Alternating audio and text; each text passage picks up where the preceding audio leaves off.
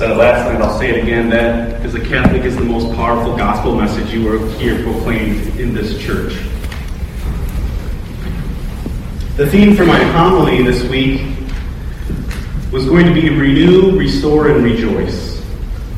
Renew, restore, and rejoice, because that is the theme of our capital campaign. And so I had a homily prepared, and I was going to preach about sacrifice and preach about, the reason why we need a capital campaign, and that, this paint job is the same 33-year-old paint job, when the church opened, when I first, stepped and sat in the pew. This is the same carpet we've had for 33 years, and the fabric on the pews is the same fabric, and the sound system is failing, and the lights don't work. And when I said that last night, actually the lights went out because my daughter had accidentally pushed the button and turned the lights off. So it worked out in my favor. But then about Wednesday, when the news broke of the grand jury report and then all the news then about the Cardinal McCarrick scandal, I threw it out. And the reason I threw it out is because at that point, reading through the grand jury report and listening, to all the news surrounding, again, the sexual abuse scandal within the church and the betrayal of the leaders of the church, I was filled with anger. And I was filled with, a sense of betrayal.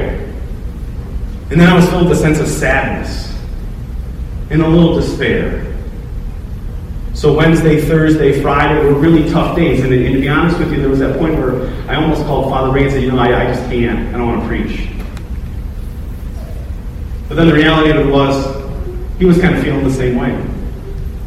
And so then I thought, well, if I'm feeling this way, then 100% chance you're probably feeling the same way. And so as a church, what do when we hear, this horrific news about the shepherds who are supposed to be leading us in our faith do these terrible, terrible things? And so instead of talking about a capital campaign, we're talking about sacrifice, talking about money, talking about buildings, I think we can just put that aside and maybe we need to talk about what's going on and where do we go from here. And the reality of it is, who's not familiar with the grand jury report? I guess as everybody's heard about it by now.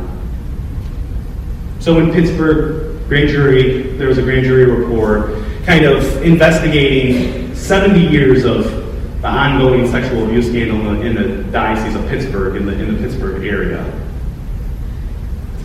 And they've indicted, nobody was ever taken to court, but they identified somewhere around 300 priests, caught up in this sexual abuse scandal over the course of a 70-year period.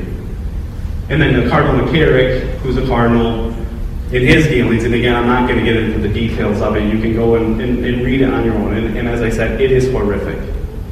The things that these people, these leaders in the church that we should look up to, that we should hold a higher standard to, have failed us completely.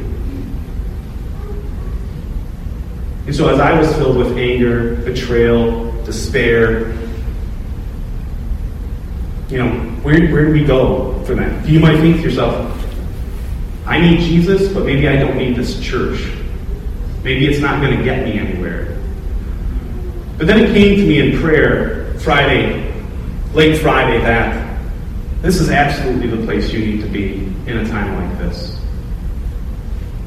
I'll make one caveat, and I'm not defending and not to minimize anything, but in that grand jury report, when you get to the end of it, they state that there has been no new case since the year 2002.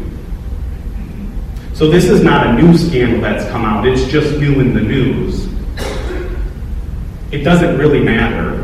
But there is a light at the end of the tunnel to say that the church has amended its ways and put extra things in place to protect the young and everyone else that the church is there to shepherd. So again, they weren't able to find a new case after the year 2002.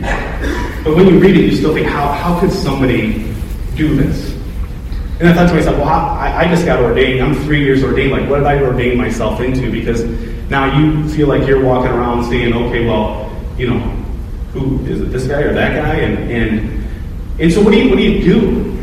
And the reality of it is, the church did not betray you.